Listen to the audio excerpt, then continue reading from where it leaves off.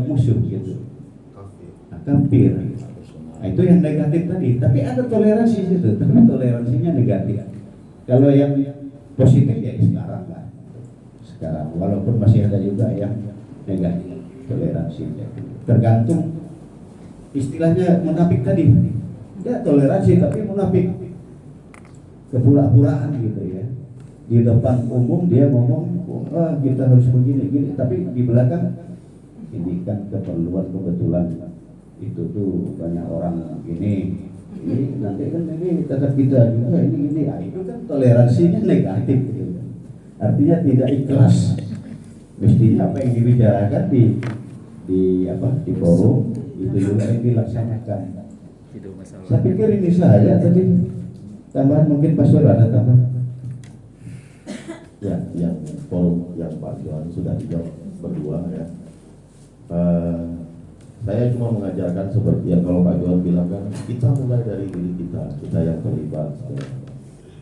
Kalau kami di Pemangkat itu Katolik itu minoritas. Di Kecamatan Pemangkat itu Katolik itu nomor kesekian. Jadi yang pertama itu Cina, Melayu, habis itu baru sukunya ya. Dayak itu 27 kakak ya di Pemangkat. Sikit lah. Kalau orang mati duluan aku. Jadi jangan Dayak bikin masalah di mana-mana. Nanti aku mati duluan. Karena kami minoritas di sana. Nah, terus soal agama minoritas juga. Minoritas. Kalau yang pertama itu Mosicin itu yang 3 agama, Buddha, Konghucu dengan Taoisme.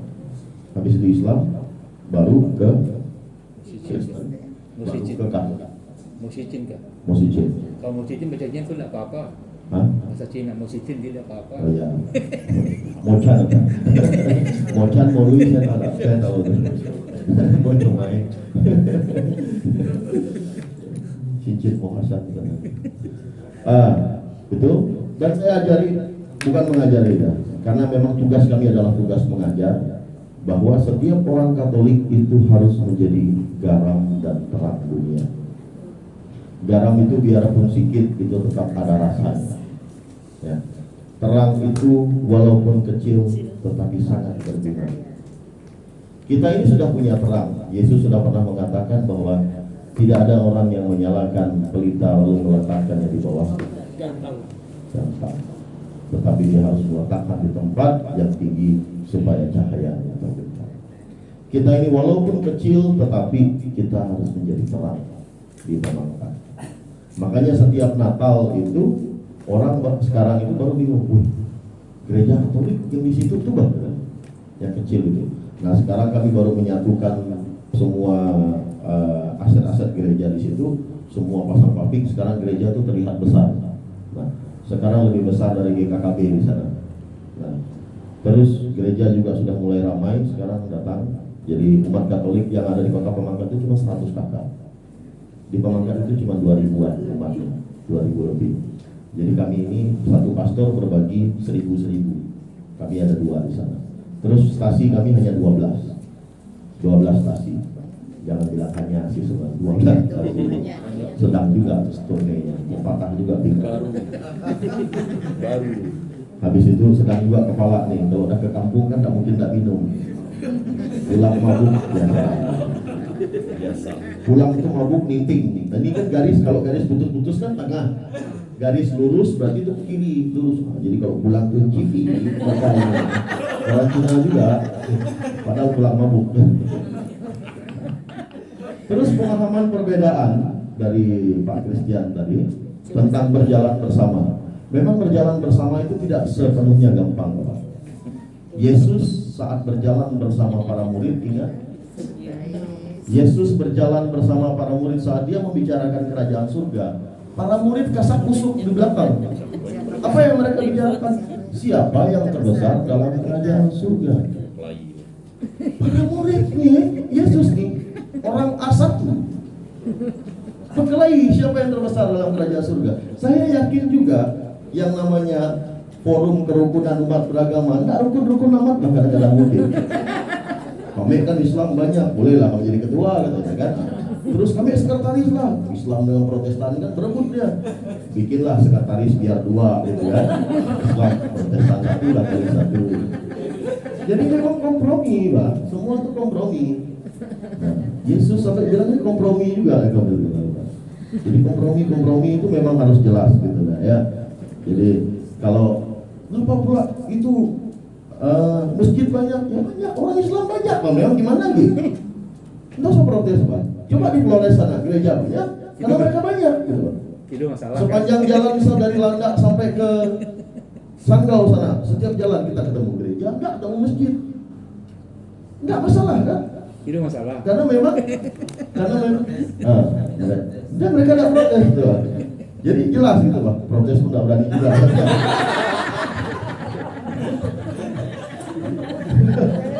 Biasa sama kayak kami di Pemangkat tidak berani juga protes gitu Pak.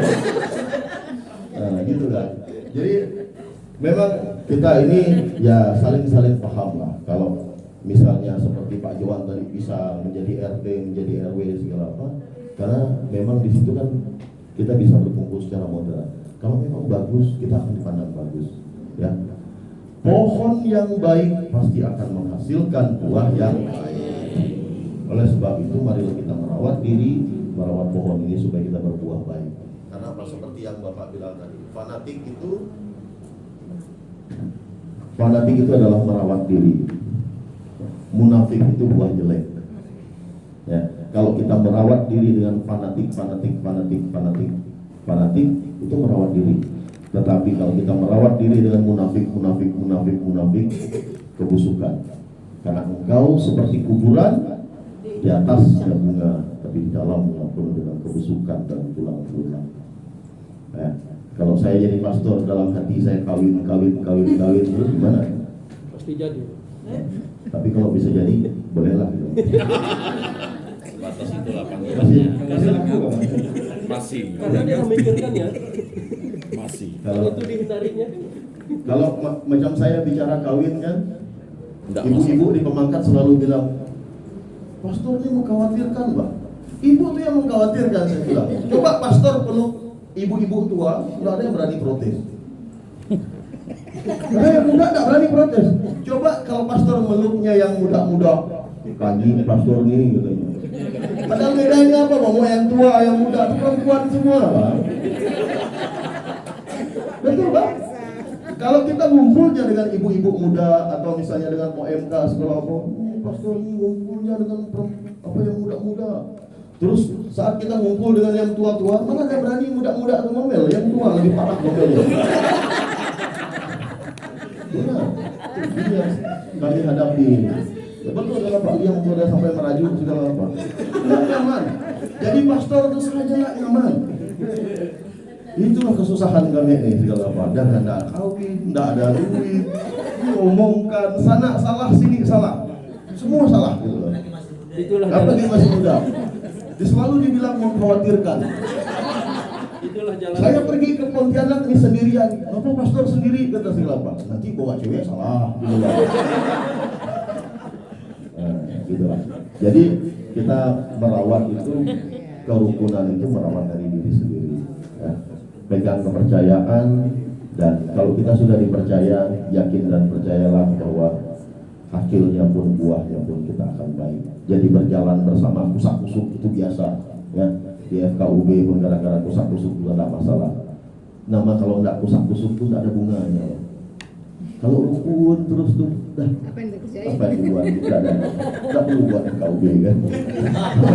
Buat FKUB kalau rukun. Ya. Seni, ya. Jadi kalau manusia itu diciptakan berbeda oleh Tuhan, karena Tuhan mau kita itu menjadi lebih baik supaya ada contoh yang lain. Jadi kalau ada yang baik, kita ambillah yang baik. Kalau ada yang buruk, ya kita juga sama ada buruknya, tapi berusahalah selalu menjadi baik, karena nanti kita akan semuanya dipanggil Tuhan. Itu tambahan dari saya. Terima kasih.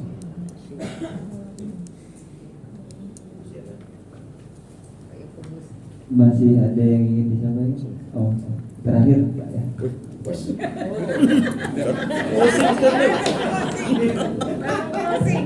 Baik, terima kasih. Salam. Nama saya Yakub Istianeris dari DPP Paroki BMD Bunda Maria. Yang pertama saya apresiasi ada keberanian dari FGD FKUB ini. Sebenarnya FGD ini sih memang agak sedikit menyimpang dari forum kerukunan ini, karena merawat kerukunan dalam pandangan tokoh agama Katolik Songsong Pesta Demokrasi 2024 ini kan sebenarnya ini sebenarnya perannya tuh sangat berat. FKUB ini kan tugasnya berat, karena yang pertama untuk merawat itu dibutuhkan keberanian untuk inklusif.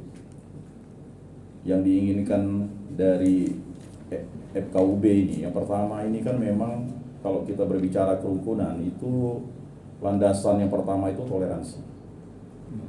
Membangun toleransi itu tidak mudah. Setelah toleransi pastilah pertemanan. Ya. Karena pertemanan ini sesuatu yang di atas toleransi. Setelah pertemanan, persahabatan. Dan yang paling tertinggi levelnya adalah persaudaraan. Makanya Paus Fransiskus buat dokumen persaudaraan sesama manusia itu. Tetapi itu bisa rapuh kalau tidak dirawat. Nah, persoalannya dalam menyongsong pesta demokrasi ini, seharusnya setiap tokoh agama itu memang harus memberikan stimulan agar orang baik yang masuk di legislatif. Kita ini kan, mohon maaf lah, orang-orang baik. Saya tidak katakan orang-orang di legislatif itu kurang baik, tetapi banyak orang yang baik, punya kapabilitas, memang ogah dan enggan terjun di politik. Nah, itu yang seharusnya kita sadari itu. Bukan lalu kita menggebiri hak umat untuk terjun di politik, ya kan? Dan salahnya lagi, ada konsepsi yang salah. Ketika dia mewakili kelompoknya, ketika dia menjadi dewan, seharusnya dia itu ya berjuang untuk daerah, apapun partainya. Nah, ini yang selama ini kita tidak membuka keran itu. Nah, saran saya yang pertama, mari coba provinsi ini mengundang seluruh dewan itu untuk diberikan begini, karena dia yang harus diberikan semacam pendidikan moderasi beragama, karena mereka ini kan mewakili wilayahnya. Karena awalnya, makanya setelah orang itu jadi dewan, dia itu kan harus bonum commune, kesejahteraan umum. Saya selalu ingat pesan dari tokoh gereja Katolik itu, tidak ada orang Katolik kalau sudah jadi dewan lalu suruh bantu gereja, enggak, bonum commune, ya kan? Ya, bantu masyarakat ini begitu, karena kita jadi dewan sudah tidak ada agamanya, walaupun dia didorong oleh, ya kan, orang yang beragama. Ini yang sebenarnya tidak pernah dirawat sebenarnya. Lalu mereka, nah ini kan masalah politik identitas ini muncul karena kan keinginan untuk duduk, menghalalkan segala cara. Padahal dalam sistem demokrasi kita memang positif campaign dan negatif campaign itu sah. Jadi jangan juga kita katakan negatif campaign itu tidak sah. Sah. Yang tidak boleh black campaign, ya kan, politik hitam. Siapa bilang kita tidak negatif campaign? Contohnya misalnya, oh apa sih yang dibuat untuk gereja? Itu udah negatif campaign gitu, menyerang orang legislatif itu, ya kan? Nah, contoh di kota Pontianak, kita harus berbesar hati. Yang duduk hanya satu aja orang Katolik. Ngapa? Karena orang Katolik yang lain tak mau jadi dewan. Nah, ya kan? Orang Katolik di sini yang punya KTP 44.000 yang EKTP, kemarin Pak Wali Kota sampaikan ya. 44.000 kan lumayan kalau misalnya mau terjun di politik, ya kan? Itu umat nomor 3 terbanyak setelah yang pertama Islam, kemudian Buddha, Katolik, baru Kristen. Nah, lalu habis itu Hindu dan Konghucu. Nah, jadi kita ini dikumpulkan di sini ini, ya marilah kita dorong suruh umat kita jadi terjun di politik, apapun partainya. Ketika ada Sebenarnya ini saya rindu misalnya dari PKS datang ke paroki BMJ. Kami udah dorong kemarin waktu main pingpong, dia bantu bola pingpong. Ya kan? Ini kan lucu. Lucu kita tidak membuka keran itu. Jadi kita nih antipati karena dia dari partai berbasis Islam, misalnya PKS, atau misalnya dari NU, atau PKB, dari misalnya P3. Harusnya diundang, waktu reses dia datang sebenarnya. Cuman inilah yang masalahnya. Maka mohon untuk ini nanti dewannya diundang, Pak. Karena mereka yang perlu dikasih yang namanya moderasi beragama. Karena mereka ini elit-elit, begitu Pak, elit-elit yang menggerakkan, yang bisa ngomong, lalu yang bisa memberikan semacam energi kepada tokoh agama. Nanti mulai dekati misalnya monsinyur, ya kan, mulai dekati pastor, ya kan. Jadi saya senang kalau misalnya ada orang di Jawa Barat itu ada. Kita belajar dari satu tokoh politik Katolik. Dia itu justru pemilihnya bukan orang Katolik, pemilihnya dari pesantren. Nanti cari ya riwayatnya, udah 2 kali terpilih. Dia katakan, enggak ada, ya kalau mengandalkan orang Katolik yang memilih dia, enggak. Tetapi ketika dia berjuang di parlemen, yang diperjuangkan semua. Ya kan, bagaimana mengangkat kemiskinan, kebodohan, keterpurukan itu, gitu. Jadi kita jangan takut. Orang datang di situ mau reses, jangan kita terima, ya kan? Apapun partainya begitu. Nah ini maksud saya, FKUB ini mendorong ini sebenarnya. Jangan alergi.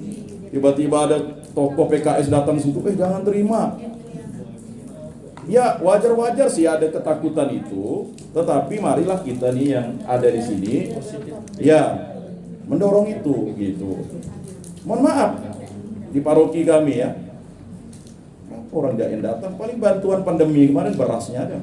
Sampai saya bilang Bu Maria Goretti ini, saya bilang singa ompong, saya bilang 4 periode legend, baru datang nih, baru 2 tahun. Saya terus terang, ya kan, rindu kita dengan dewan-dewan legislatif. Dapilnya Pontianak Barat datanglah kan, ya kan, Pontianak Barat tidak ada orang Katolik yang itu, datanglah yang kok, ya, yang mana mukanya begitu. Nah ini mungkin boleh KUB dorong itu supaya kita tidak politik identitas terus. Karena orang tidak ngerti, dipikirnya dewan itu memperjuangkan negara kita kan udah jelas, negara Pancasila. Kalau orang bangun jalan di situ yang nikmati kita, ya tidak mungkin bangun jalan di situ lalu ini jalannya, ini jalan Katolik nih, jadi orang lain tidak bisa. Contoh ya.